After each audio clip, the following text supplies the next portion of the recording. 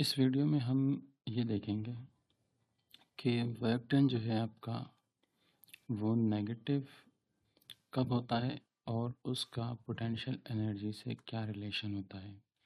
कब हमारे पास जो वर्क डन है वो बराबर होगा आपके पास positive change in kinetic energy, और कब जो है वर्क डन बराबर होगा आपके पास negative change in potential energy. ठीक है, तो इसके लिए मेरे पास ये तीन एग्जांपल्स हैं।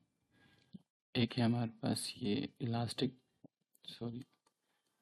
इलेक्ट्रिक पोटेंशियल एनर्जी की मेरे पास एग्जांपल है। एक मेरे पास ग्रेविटेशनल पोटेंशियल एनर्जी की जो एग्जांपल है, और एक मेरे पास इलास्टिक पोटेंशियल एनर्जी की एग्जांपल है। तो अगर आप ये देखें, ये हमारे पास क्या है, एक्सप्रेशन है पोटेंशियल एनर्जी की for in case of electric potential energy की आपके पास एक्सप्रेशन है। तो यू हमारे पास जो है वो जनरल सिंबल होता है पोटेंशियल एनर्जी के। यहाँ से अब अगर आप देखें कि क्या है, कांस्टेंट है, और ये दो जो चार्जेस हैं मेरे पास, अगर इन दोनों के चार्जेस के मैग्नीट्यूड्स कांस्टेंट ले लूँ मैं, तो मेरे पास पोटेंशियल एनर्जी जो है प्रोपोर्शनल हो जाएगी 1/r के। ठीक है ना। और कॉन्सेप्चुअल भी अगर हम देखें तो पोटेंशियल एनर्जी क्या होती है कि ये चार्ज होगा पॉजिटिव चार्ज है, और टेस्ट चार्ज भी हम बाय कन्वेंशन पॉजिटिव ही लेते हैं। तो ये चार्ज पॉजिटिव पॉजिटिव है, तो जब दोनों अगर करीब होंगे तो इनके दरमियान रिपल्जन ज़्यादा होगी, और दूर चले जाएंगे आर बढ़ जाएगा। अगर यहाँ पे चार्ज आ जाएगा तो आर बढ़ जाएगा, और इनके दरमियान की जो रिपल्जन या अट्रैक्शन है वो भी क्या हो जाएगी, कम हो जाएगी। ठीक है, तो यू जो है वो आपके पास इन्वर्स रिलेटेड है आर से। फ़र्ज़ कर लेते हैं ये चार्ज आपके पास यहाँ पर है, और ये चार्ज यहाँ पर रखा हुआ है। ठीक है, इनके दरमियान में कुछ ना कुछ दरमियान का डिस्टेंस होगा आर। अब ये चार्ज अगर पॉजिटिव है तो ये चार्ज इसको क्या करेगा, रिपेल करेगा।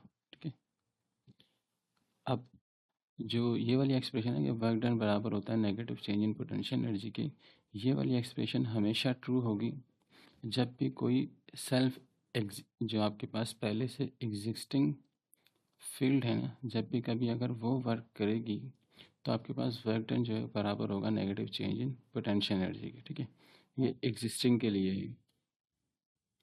ठीक है, और ये वाला जो है ये एक्सटर्नल फोर्स के लिए हमेशा एक वैलिड होगा।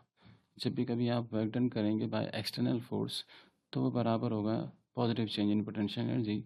और जब भी कभी वर्क डन करेंगे आप, अगर वर्क डन जो है वो कोई एग्जिस्टिंग फील्ड करेगी तो आपके पास वर्क डन बराबर होगा negative change in potential energy के। इस चीज़ को मैं एक्सप्लेन भी कर देता हूँ। देखें, अब ये चार्ज है और ये चार्ज यहाँ रखा हुआ है, तो ये चार्ज खुद से इसको रिपेल कर सकता है। इस चार्ज के अराउंड में एक ग्रेव फील्ड बनेगी, जिस फील्ड की वजह से क्या हो सकता है, ये चार्ज दूर रिपेल हो सकता है।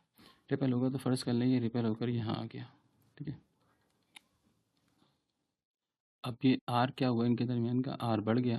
पहले जो आर था उसके मुकाबले में अब आर बढ़ चुका है। अब इनके दरमियान की रिपल्जन क्या हो जाएगी, कम हो जाएगी। पहले जो इसको लगने वाली फोर्स थी वो कम हो जाएगी। ठीक है ना, कम हो जाएगी, यानी कि अब इसके अंदर इस वाले चार्ज के पास इस चार्ज को रिपेल करने की सलाहियत क्या हो गई, कम हो गई। तो काम करने की सलाहियत कम हो गई, यानी कि एबिलिटी टू वर्क डन, इसके ऊपर फोर्स लगा के डिस्प्लेसमेंट कवर करने की जो एबिलिटी थी वो कम हो गई ना, यानी कि इसके पास एबिलिटी टू वर्क कम हो गई, जिसको क्या कहलाती है, एनर्जी कहलाती है। ठीक है, तो एनर्जी कम हो गई ना, यानी कि पोटेंशियल एनर्जी क्या हो गई, डिक्रीज़ हो गई। और काम किसने किया है, इस पॉजिटिव चार्ज की फील्ड ने काम किया है। तो अभी एक केस ये वाला देख लिया हमने कि एग्जिस्टिंग फील्ड अगर वर्क डन करेगी तो अब देखें इसके पास काम करने की सलाहियत कम हो गई, यानी कि पोटेंशियल एनर्जी जो हो गई वो क्या हो गई, डिक्रीज़ हो गई, यानी कि जो चेंज आया यहाँ पर पोटेंशियल एनर्जी, इस केस में पोटेंशियल एनर्जी तो जो थी वो ज़्यादा थी। अब जब वो चार्ज यहाँ पर आ चुका है तो उसके बाद पोटेंशियल एनर्जी क्या हो गई, कम हो गई है। तो पोटेंशियल एनर्जी क्या हुई है, डिक्रीज़ हुई है। ठीक है ना, डिक्रीज़ हुई है, यानी कि उसके अंदर जो चेंज आया वो कैसा है, नेगेटिव चेंज है। ठीक है, यही केस आप इसके ग्रेविटेशन वाले केस में भी देख सकते हैं, अगर ऑब्जेक्ट यहाँ पर मौजूद है। ठीक है, अब ग्रेविटेशनल फील्ड क्या करती है, यहाँ पर तो फोर्स रिपल्सिव थी, सेम चार्जेस थे, इस वजह से रिपेल हो रहा था, लेकिन अर्थ हमेशा अट्रैक्ट करती है। अगर एक बॉडी यहाँ पर मौजूद है तो अर्थ क्या करेगी, उसको फोर्स लगा के अपनी तरफ खींच लेगी। ठीक है, अब फर्स्ट कर लें वो यहाँ से मूव करके यहाँ आ चुका है। ठीक है। पोटेंशियल एनर्जी के लिए जो ग्रेविटेशनल पोटेंशियल एनर्जी होती है उसके लिए फार्मूला होता है mgh, ठीक है। अगर ऑब्जेक्ट यहाँ पर था, मूव होकर यहाँ पर आ चुका है तो हाइट डिक्रीज़ होगी।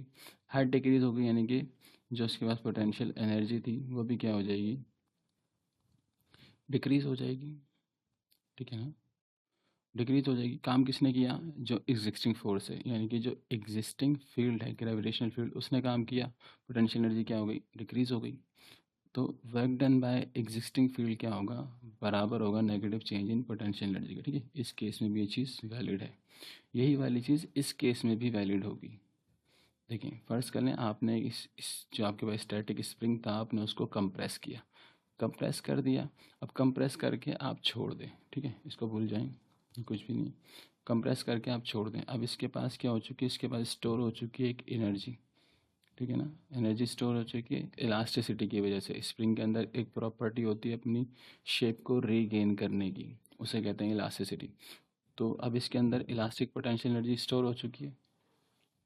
अब स्प्रिंग के अंदर जो स्टोर्ड एनर्जी है वो इसके ऊपर वर्क करेगी, स्प्रिंग एक्सपेंड होगा, ठीक है ना, स्प्रिंग एक्सपेंड होगा।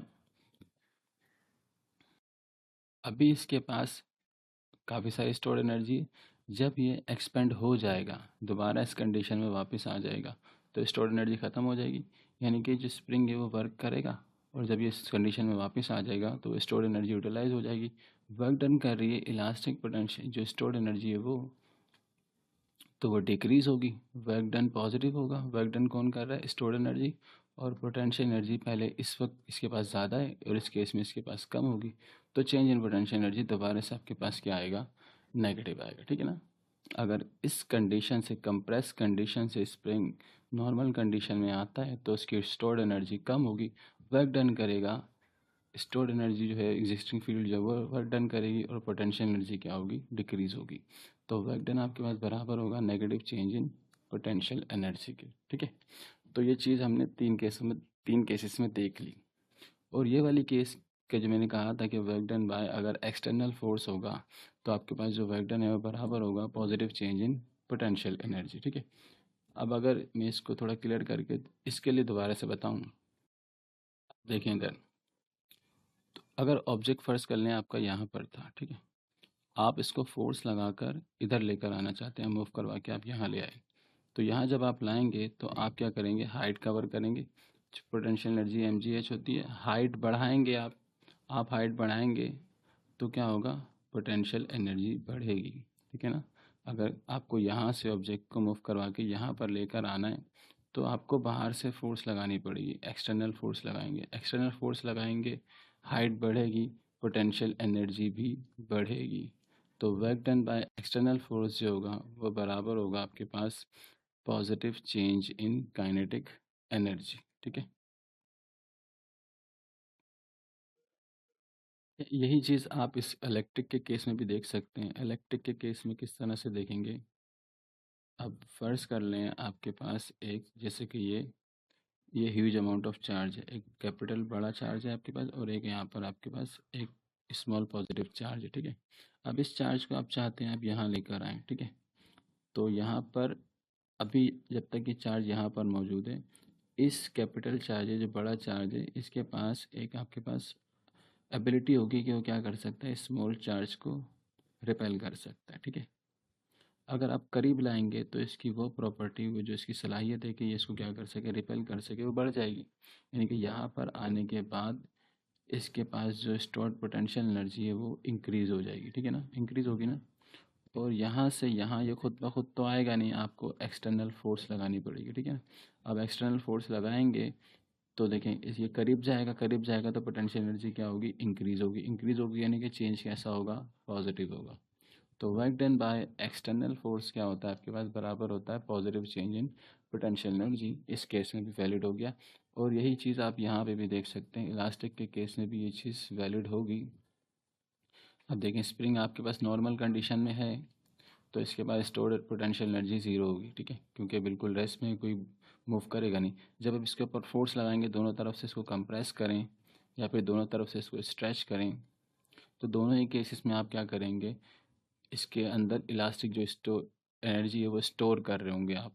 वर्क डन करेंगे, एक्सटर्नल फोर्स लगाकर पोटेंशियल एनर्जी जो है उसकी इंक्रीज़ हो रही होगी, तो वर्क डन जो है वो आपके पास बराबर हो जाएगा positive change in potential energy. Normal condition में कोई एनर्जी नहीं है पोटेंशियल, इस कंप्रेस करेंगे, स्ट्रेच करेंगे तो पोटेंशियल एनर्जी इंक्रीज़ होगी। जो भी वर्क डन करेंगे स्टोर होगा एज अ पोटेंशियल एनर्जी, तो वर्क डन बराबर होगा positive change in potential energy. ठीक है, तो मैं उम्मीद करता हूँ कि ये चीज़ क्लियर हो जाएगी इससे कि कब जो है वो पॉजिटिव वर्क डन जो है कब positive change in potential energy के बराबर होता है, कब जो है work done negative change in potential energy के बराबर होता है। ठीक है।